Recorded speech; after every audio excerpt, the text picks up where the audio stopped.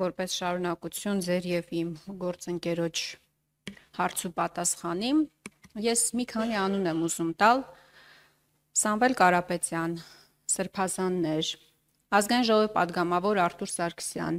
Լիդիա Մանթաշյան, եւս 2 տասնյակի հասնող մեր գնահատմամբ քաղաքական բանտարկյալների անուններ կարող եմ տալ եւ նրանցից մի մասի հանցանքը, որի մեջ մեղադրում են, ըստ էության նաեւ միջին ծանրության հանցանքներ են, բայց որևէ այլ խափանման միջոց, քան կալանքն է, նրանց համար գոյություն չունի։ Երբ մենք պնդում ենք, որ կալանքը դա բացառապես պատժի միջոց է, դա մեր քաղաքական գնահատականը չէ բացառապես։ Դա չոր փաստն է, ինչի մասին նաև խոսեցիք դուք։ Վերջին 4 տարվա ընթացքում քրեակատարողական հիմնարկներում կալանավորների թիվը ավելի շատ է, քան դատապարտված անձանց թիվը։ Օրինակ, 2022 թվականին ունեցել ենք 1217 կալանավոր, դատապարտված անձանց թիվը եղել է 911։ 23 թվականին 1256 կալանավոր, դատապարտվածների թիվը 1101։ 24 թվականին 1317 կալանավոր, 1152 դատապարտված անձ, 25 թվականին 1401 կալանավոր, դատապարտված անձանց թիվը 1285 է։ Սա վերջին 4 տարվա վիճակագրությունն է։ Դուք նաև այլ առիթով եւս մտահոգություն եք հայտնել, որ փաստորեն կալանավորված անձանց թիվը մեր երկրում ավելի շատ է, քան դատապարտված անձանց թիվը։ Ամենայն հարգանքով ձեր մտահոգությունների հանդեպ, բայց մենք կարող ենք այդ մտահոգությունները հայտնել։ Դուք պատկան մարմինները պետք է գործ անեն, շատ կոնկրետ գործուն մեխանիզմներ կիրառեն, որ կալանքը չդառնա պատժիչ միջոց եւ ոչ միայն քաղաքական գործերով։ Այս մասով ինձ հետաքրքիր է այն նկարագրությունը, որ դուք արդեն արեցիք գործողությունների մասով, երբ կմտնի ըստ էության ուժի մեջ, ինչպես կփոխվի իրավիճակը, եւ Տիկին Գալյան, ես ճիշտ հասկացա, որ դուք նախաձեռնում եք փոփոխություն, որով այդ հայտնի բրասլետները հայերեն չգիտեմ ոնց է ձևակերպումը, կալանավորված անձանց համար, փաստորեն իրենք իրենց միջոցներով պետք է ձեռք բերեն, ճիշտ եմ արդյոք հասկացել ձեզ, դա ինչ գումար է իրենից ներկայացնում։ Հիմա օրինակ մարդը կարող է համարել, որ եւ չգիտեմ, նաև ակնհայտորեն լինի, որ օրինակ քաղաքական հետապնդում է իրականացվում կամ քաղաքական գործ չի, բայց մարդուն անարդարացիորեն փաստորեն այդ խափանման միջոցն են ընտրել իր համար։ Ոչ միայն փաստորեն ինքը այդ անարդարության պատին է բախվում, մի հատ էլ սեփական միջոցները պետքա տրամադրվի, որ պետությունը այդ անարդարությունը ավելի փաստորեն ամրացնի իր ոտքի վրա։ Ես խնդրում եմ ասեք, այդ ինչ գումարի մասին է խոսքը եւ որտեղից է այդ միտքը հղացել։ Շնորհակալ եմ։ Տիկին Խամոյան, չգիտեմ, հա, ճիշտ հասկացաք, բայց մի մաս կար, որ երևի ես ոչ ճիշտ արտահայտվեցի, որպեսզի դուք ավելի ճիշտ հասկանայիք։ Այսօր էլ կա այդ կարգավորումը, որ անձը իր սեփական միջոցների հաշվին կարող է կրել խափամամիջոց տնային կալանքը էլեկտրոնային բրասլետի միջոցով։ Այսինքն դա նորություն չի, դա մշտապես եղել է։ Մարդը ինքը վճարի, որպեսզի կրի եւ այո, եւ դա աշխարհում ընդունված մոդել է, աշխարհի բոլոր երկրներում, որտեղ տնային կալանքը կա, այդ մեթոդիկան կա։ Եվ մեր երկրում էլ են եղել դեպքեր, որ անձի միջոցների հաշվին է եղել, ուղղակի դատարանները պատշաճ ուշադրություն չեն դարձնում անձի գույքային դրությանը։ Պետք չէ այդպես զարմանալ եւ այսպես ներկայացնել, որովհետեւ նույն գրավի դեպքում, երբ որ որոշվում է, որ խափամամիջոցը պետք է լինի գրավը, քաղաքացին սեփական գրպանից է տալիս կամ չգիտեմ, ընկերներից է վերցնում տալիս այդ գրավ խափամամիջոցը եւ նույն կերպ կարող է տեղի ունենալ էլեկտրոնային բրասլետի կիրառման պարագայում, եթե քաղաքացին իրապես վճարունակ է, այսինքն ինչու ոչ։ Ինչու ոչ, իսկ եթե չէ, պետական միջոցների հաշվին պետք է լինի, իհարկե։ Ձեր հիմնական հարցադրման հետ կապված։ Ես չեմ ուզում հիմա դասագրքային ճշմարտությունների մասին խոսել, որ դե դատարանները խափանման միջոցի տեսակը որոշելիս հաշվի են առնում ոչ թե հանցանքի ծանրությունը կամ հանցագործության դեպքի հետ կապված հանգամանքները, այլ այն ռիսկերը, որոնք որ նախատեսված են քրեական դատավարության օրենսգրքում եւ քրեական օրենսգրքում։ Ես չեմ ուզում խորանալ դրանց մեջ, որովհետև եթե խորանամ, շատ բան կարող եմ ասել։ Այդ հարցի պատասխանը այն է, որ չգիտեմ ոնց են ընտրում։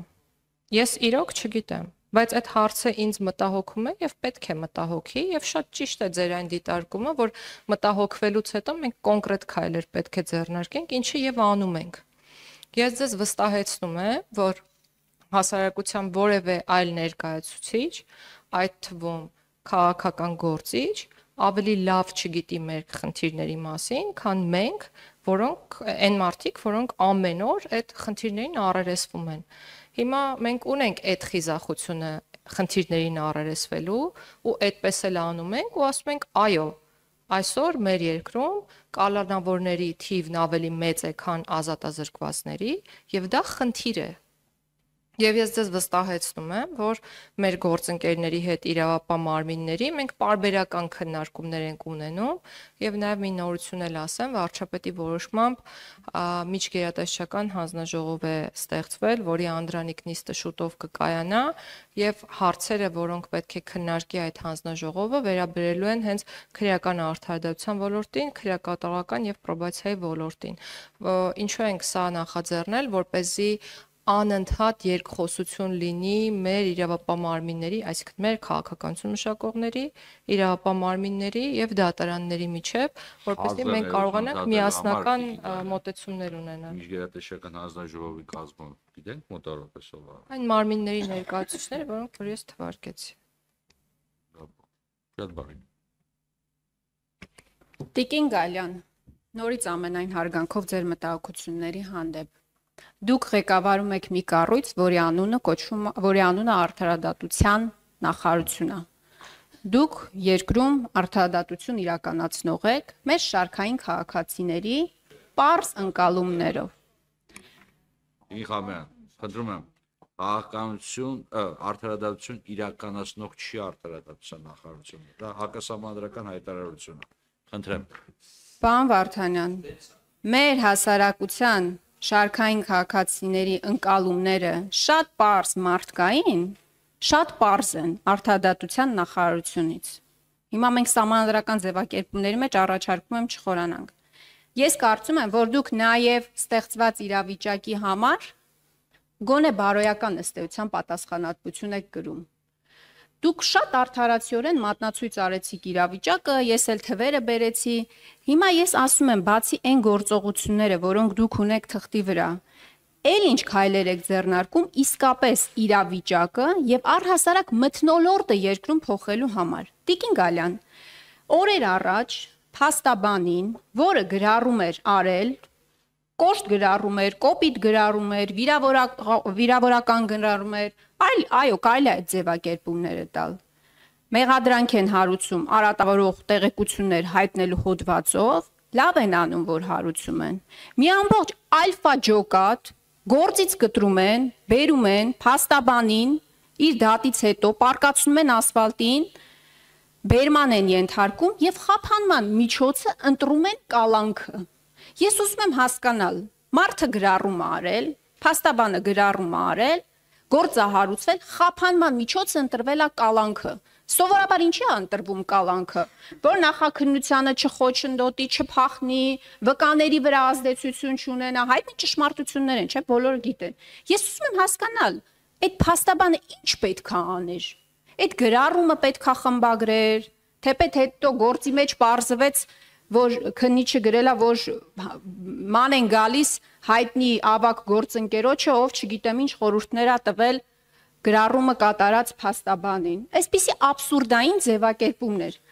Այս օրինակներով ես պատկերացնում եմ, որ բացի այն հրապարակային հայտարարությունները, որ դուք այստեղ անում եք, ձեր հարցազրույցների ժամանակ անում եք, ես կարծում եմ, որ նաև ներքին քննարկումների ժամանակ պետքա կարողանաք եւ փորձեք հասնել նրան, որ իրավիճակը երկրում իսկապես փոխվի։ Այս պարզ օրինակով ես ցույց տվեցի, որ կալանքը բացառապես պատժի միջոց է եւ օգտագործվում է բացառապես քաղաքական նպատակարարությունից ելնելով։ Կամ Սամվել Կարապետյանին հունիսի 17-ից գործը օրինակ չի ուղարկվում դատարան։ Այդ մի նախադասության համար կալանքը ընտրվել է որպես խափանման միջոց։ Ես կարող եմ բազմաթիվ օրինակներ բերել։ Միքայել Աճապահյանի մասով։ Մի դեպքում դատախազությունը համարում է, որ այդտեղ հանցանք չկա, մի 2 ամիս հետո մտածում ասում է, չէ, ամեն դեպքում ոնց որ հանցանք կա, խափանման միջոցը ընտրվում է կալանք եւ միջին ծանրության հոդվածով 2 տարի ազատազրկման է այսօր դատապարտված դեպքասանը։ Այս ամփոփում եմ։ Այս բոլոր դեպքերը նկատի ունեմ եւ այն անարդարադատությունը, որը տեսնում է շարքային քաղաքացին։ Շնորհակալ եմ։ Իմ Համոյան, ես իհարկե հնարավորություն կտամ Տիկին Գալյանին, որ արտահայտվի, բայց եւս մեկ անգամ ես փաստորեն ճիշտ եմ հարցադրման մեջ։ Հավատացնում եմ ձեզ, ձեր հարցերի իրավաչափությունը չեմ վիճարկում, բայց հավատացնում եմ ձեզ, այդ հարցերի հասցեատեր ավելի շատ մենք ենք ձեզ հետ, քան Տիկին Գալյանը, որովհետեւ ոչ կալանքի հետ կապված հարցերը, ոչ դատավարության ժամկետների հետ կապված հարցերը, ոչ դատավորի վարկագծի հետ կապված հարցերը, բացառությամբ այն մասի, որը վերաբերում է կարգապահական վարույթ նախարարության տիրույթում չեն։ Դրա համար ի սկզբանե ես ասացի, որպեսզի մենք կարողանանք իրար ճիշտ հասկանանք։ Այն խնդիրները, որոնց մասին դուք խոսում եք, կան, բայց հավատացնում եմ ձեզ, հարցերի 90%-ը բացառությամբ նախարարության օրենսդրական գործունեության եւ բացառության վարչական դատական խորհրդի դիմելու նախարարության տիրույթում չեն, ավելի շատ մեր տիրույթում են։ Դրա համար երևի թե Տիկին Գալյանը կպատասխանի, բայց այդուհանդերձ մենք հստակ հասկանանք ում ինչ հարց ենք տալիս։ Բայց առանց սահմանափակելու, կարաք ցանկացած հարց տաք, սա վերաբերում է յուրաքանչյուրին։ Խնդրեմ Տիկին Գալյան։ Շնորհակալություն։ Տիկին Խաման, այն որ մեր նախարարության անունը արդարադատության նախարարություն է, չի նշանակում, որ ինչպես պարոն Վարդանյանն էլ նշեց, մենք պատասխանատու ենք մեր երկրում արդարադատություն իրականացնելու համար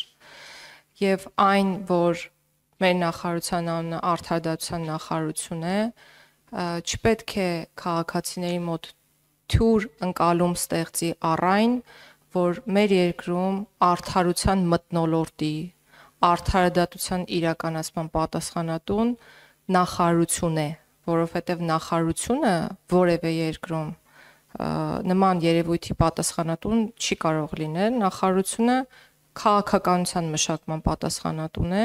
եւ նախարարությունը զբաղված է հենց այդ գործով։ Ես մի միտք ունեի տարիներ շարունակ, որովհետև այս հարցը տարիների խորքից է գալիս, միշտ մարդիկ շփոթմունքի առաջ են կանգնում, նույնացնում են արդարադատության նախարարությունը արդարադատություն իրականացնող մարմինների հետ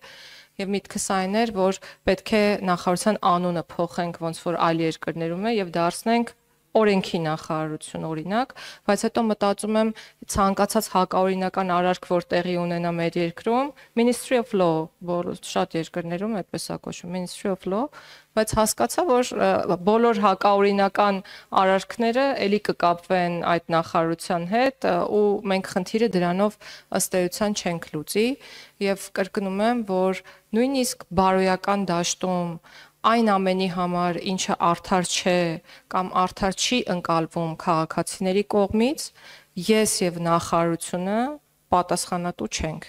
Մենք պատասխանատու ենք ոլորտի քաղաքականության մշակման համար, որը իրականացնում ենք եւ իրականացնում ենք կոնկրետ հասցեագրումներով, կոնկրետ նախագծերով, որոնց մասին ես արդեն խոսեցի։